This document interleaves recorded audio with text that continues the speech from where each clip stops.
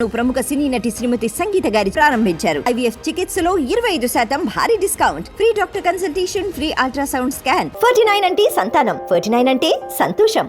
నమస్తే, welcome to our channel. నేను సిరి. బెంగళూరు యలహంక ప్యాలెస్లో జగన్మోహన్ రెడ్డి గారి ప్యాలెస్లో అయితే లెక్చరర్లు ఇంకా టీచర్లు అయితే వెళ్తున్నారని చెప్పేసి వార్తలు వస్తున్నాయి. ఎందుకు మరి ఆ ప్యాలెస్కి లెక్చరర్లు ఇంకా టీచర్లు వెళ్తున్నారు? ఇంతకుముందు చూసినట్టయితే గతంలో కూడా జగన్మోహన్ రెడ్డి గారు యలహంక ప్యాలెస్లో ఒక వారం రోజులు అక్కడ గడిపేసి వచ్చారు. మళ్ళీ వెళ్ళడం, ఇప్పుడు ఈ లెక్చరర్లు టీచర్లు తరచూ అక్కడికి వెళ్ళడం, కలవడం ఏంటి, అసలు దీని వెనకాల ఏం జరుగుతుంది అనేది మనకు వివరించడానికి మనతో పాటు ఉన్నారు ప్రముఖ సీనియర్ జర్నలిస్ట్ డివిఎస్ గారు. నమస్కారం సార్. నమస్తే అమ్మా. సరే, ఇప్పుడు చూస్తుంటే జగన్మోహన్ రెడ్డి గారు గతంలో చూసాం యలహంక ప్యాలెస్కి వెళ్ళి అక్కడ కూర్చొని బెంగళూరు ఉప ముఖ్యమంత్రి గారిని కలవడం, లేకపోతే ఇంకా కొంతమందిని కలిశారన్నట్టు అప్పుడైతే కొన్ని వార్తలు అయితే వచ్చాయి. అండ్ మళ్ళీ వెనక్కి వచ్చిన తర్వాత కొన్ని రోజులు కూడా ఉండలేదు, మళ్ళీ బెంగళూరు ప్యాలెస్కి వెళ్ళడం జరిగింది. అండ్ ఇప్పుడు చూస్తేనేమో లెక్చరర్లు టీచర్లు వెళ్ళి ప్యాలెస్లో ఉంటున్నట్టు మరి వార్తలు వస్తున్నాయి. అసలు ఏం జరుగుతుంది యలహంక ప్యాలెస్లో బెంగళూరులో? అసలు జగన్మోహన్ రెడ్డి గారు నెక్స్ట్ స్టెప్ ఏం వేయాలనుకుంటున్నారు? గత 2 రోజులుగా జగన్మోహన్ రెడ్డి మళ్ళా బెంగళూరు ప్యాలెస్లో ఉన్నారు. వారం రోజులు అక్కడే ఉంటానన్నారు. అంతకుముందు ఒక వారం రోజులు కూడా బెంగళూరు ప్యాలెస్లోనే ఉన్న దీంట్లో ఇప్పటికి ఆయన ఓడిపోయి దగ్గర మరి 45 రోజులు 50 రోజులు అవుతా. పదే బెంగళూరు పర్యటనలు ఏంటి? ఇవాళ బెంగళూరు వెళ్ళినటువంటి జగన్మోహన్ రెడ్డి లెక్చరర్స్ ఏంటి, టీచర్స్ ఏంటి, ఇవాళ ఆ ప్యాలెస్లో పెద్ద ఎత్తున మరి లెక్చరర్లు ఏం చేస్తున్నారు? ట్యూషన్ చెప్తున్నారా? జగన్మోహన్ రెడ్డి దేనికన్నా ప్రిపేర్ అవుతున్నాడా? ఏది మెగా డిఎస్సి ఏదో పెడుతున్నారు అంటే అది కూడా దానికి కాదు. ఆయన బీకామ్ ఏదో చదివాను అన్నాడు. ఆయన డిగ్రీ కూడా సరైనటువంటి వెర్షన్ ఇవ్వలేదు. ఏంటి, దాని మీద కూడా ఒక వివాదం ఉంది. తమ్మినేని సీతారాం డిగ్రీ ఎలా అయితే వివాదాస్పదమైందో, నన్నూరి నర్సిరెడ్డి గందరగోళం చేశాడో తెలంగాణ టీడీపీ, ఇప్పుడు జగన్మోహన్ రెడ్డి డిగ్రీ కూడా గందరగోళమే. ఎందుకంటే ఒక దాంట్లో బీకామ్ అని పెట్టాడు, ఒక దాంట్లో ఎంబీఏ అన్నాడు. అసలు ఆయన ఏం చదివాడో ఏంటో అని కూడా ఇప్పటి ముఖ్యమంత్రి చంద్రబాబు శాసనసభలో కూడా అనేక సార్లు క్వశ్చన్ చేసిన దీంట్లో. సరే, విద్యార్హతలు ఇవాళ ముఖ్యమంత్రి నిర్ణయించేది కాదు కదా. ఆయన మామూలుగా వయోజనుడైతే చాలు, ఓటు హక్కు ఉంటే చాలు, పోటీకి అర్హుడే. మరి బెంగళూరు ప్యాలెస్లో ట్యూషన్ దేనికోసం నువ్వనేది? ఏం ట్యూషన్ చెప్పించుకుంటున్నాడు? రేపు అసెంబ్లీ సమావేశాలు ఇప్పుడు 22వ తారీఖు నుంచి 5 రోజులను ఏదో చెప్పారు. నిన్న క్యాబినెట్ భేటీలో సీఎం చంద్రబాబు మాట్లాడుతూ 5 days సెషన్స్కి ప్రిపేర్ అవ్వమన్నట్టున్నాడు. బడ్జెట్ మరి పూర్తికాలపు బడ్జెట్ పెట్టే అవకాశం లేదు. ఎందుకని? అసలు ఇప్పటి వరకు దాని అన్నుబట్టల, అంటే ఆనుపానులు దొరకల. అప్పులు ఎన్ని ఉన్నాయి, నిధులు ఎంత ఉన్నాయి, ఎక్కడెక్కడ అప్పు తెచ్చారు, ఏమి అసలు సరైన చిట్టా తయారు కాని పరిస్థితుల్లోనే శ్వేతపత్రమే వాయిదా వేశారు. అలాంటి పరిస్థితుల్లో ఏం చేశారు? ఫుల్ టైం బడ్జెట్ పెట్టలేక ఓట్ ఆన్ అకౌంట్కి వెళ్తున్నారు. మళ్ళీ 4 నెలలు అంటే గతంలో జగన్మోహన్ రెడ్డి ప్రభుత్వం తెచ్చిన ఓట్ ఆన్ అకౌంట్ బడ్జెట్ ఈ నెలాఖరుతో అయిపోతుంది. అది ఆమోదించకపోతే నీకు 1వ తారీఖు జీతాలు రావు. కాబట్టి ఓట్ ఆన్ అకౌంట్ పెడుతున్నారు. 5 రోజుల సెషన్స్కి శిక్షణ పొందుతున్నాడా? ట్యూషన్ దాని గురించా? రేపటి శాసనసభలో అధికార పార్టీని ఎలా ఇరుకున పెట్టాలనే దానిపైన మరి ఆ లెక్చరర్లు టీచర్లతో ఆయన ట్యూషన్ చెప్పించుకుంటున్నాడా అంటే సందేహమే. ఎందుకంటే జనరల్గా జగన్మోహన్ రెడ్డికి ఆర్థికపరమైన అంశాల్లో శిక్షణ ఎవరిచ్చారు? సోమయాజులు. వాళ్ళ అబ్బాయి ఆయన చనిపోయినట్టున్నాడు. ఇప్పుడు దువ్వూరి కృష్ణ అనుకుంటా ఆర్థిక సలహాదారు మొన్నటిదాకా. వీళ్ళు మరి ఆయనకి ఇచ్చినటువంటి ఆ శిక్షణలో కూడా మనం గతంలో ప్రతిపక్ష నాయకుడిగా ఆయన చేసిన ప్రసంగాలు నవ్వుల పాలయ్యాయి.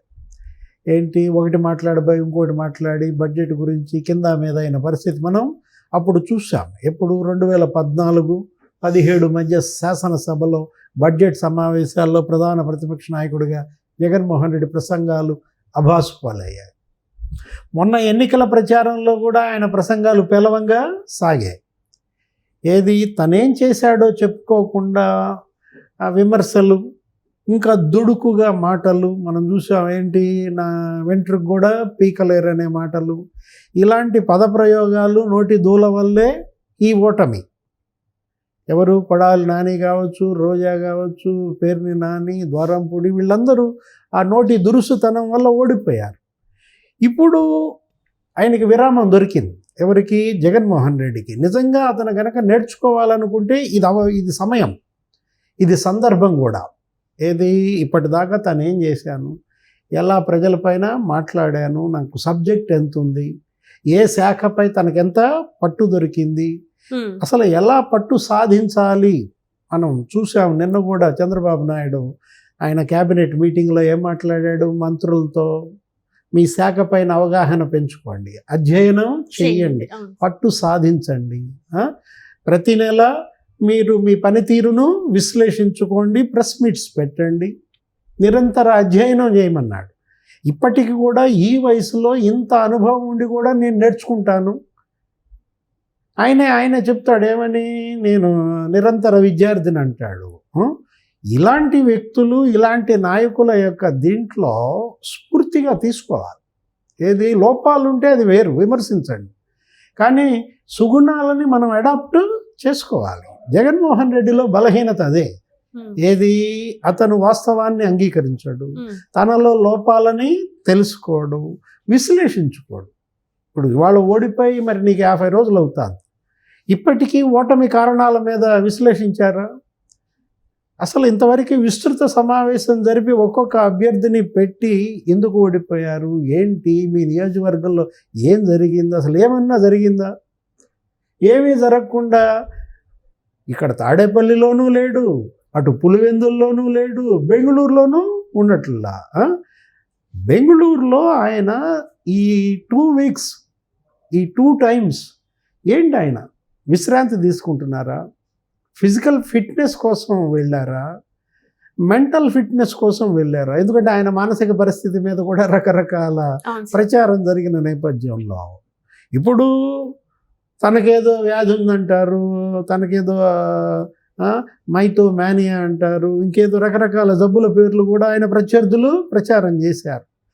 ఇలాంటి పరిస్థితుల్లో ఒకవేళ అది కనుకైతే ఆయన కన్సల్ట్ అవ్వాల్సింది ఎవరిని? వైద్యుల్ని కానీ లెక్చరర్లని కాదు. మరి ఎందుకు అసలు ఇంత అంటే సడన్ గా గతంలో చూసుకున్నట్టయితే కొంతమంది పక్క రాష్ట్రాల మంత్రుల్ని కలిశారు, లేకపోతే వేరే వాళ్ళని కలవడం జరిగింది. ఎందుకు ప్రత్యేకంగా ఈసారి లెక్చరర్లు, టీచర్లు, అది దీని వెనకాల ఏముంది అంటారు? మరి వీళ్ళేమన్నా నిజంగా మీరు చెప్పినట్టు ఇప్పుడు సబ్జెక్ట్ మీద అవగాహన పెంచుకోవడానికి ఇప్పుడేమన్నా మరి నిజంగానే పాఠాలు నేర్చుకుంటున్నారా?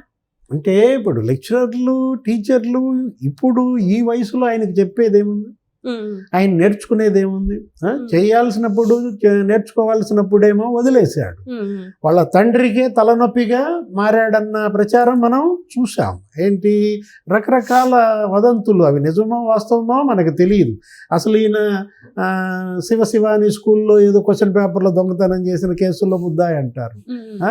అట్లాగే వాళ్ళ అమ్మ కూడా అంది, ఏమని, అసలు తండ్రికి కొడుక్కి పడదు, బెంగళూరు నుంచి కొడుకుని రానియద్దంటాడు, వాళ్ళిద్దరి మధ్య నేను నలిగిపోతున్నానన్న అని రోసయ్య గారి దగ్గర ఏదో బాధపడింది విజయం అని ఆయనే ఒక ఛానల్లో చెప్పాడు.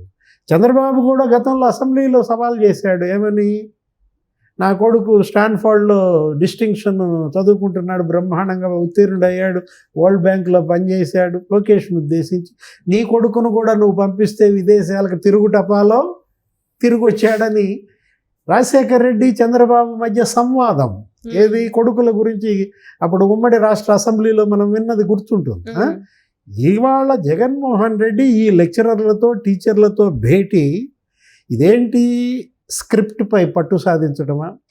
ఆయన ప్రధాన లోపం ఏంటి? మీడియాను అడ్రస్ చేయలేకపోవటం. ఇంతవరకే 5 ఏళ్ళు ఆయన ముఖ్యమంత్రిగా ఉన్నా, ప్రధాన ప్రతిపక్ష నాయకుడిగా ఉన్నా ప్రెస్ మీట్లు పెట్టలేదు. అంటే పెట్టినా కూడా వేరే వాళ్ళు మాట్లాడేవాళ్ళు. అసలు సాధారణంగా అరుదుగా ఏదో మహా ఉంటే ముఖ్యమంత్రిగా ప్రెస్ మీట్ ఒకటి పెట్టుంటాడు, అప్పుడు ప్రతిపక్ష నాయకుడిగా 1-2 పెట్టుంటాడు. ఎందుకంత భయం, బిడియమా? అంటే ప్రెస్ మీట్ అంటే ఫోబియానా, జర్నలిస్టు ఫోబియాగా ఉందన్నమాట మనకి. మరి సభలో ఎలా మాట్లాడతావు? బహిరంగ సభలో స్క్రిప్ట్ చూసి మాట్లాడుతున్నారా?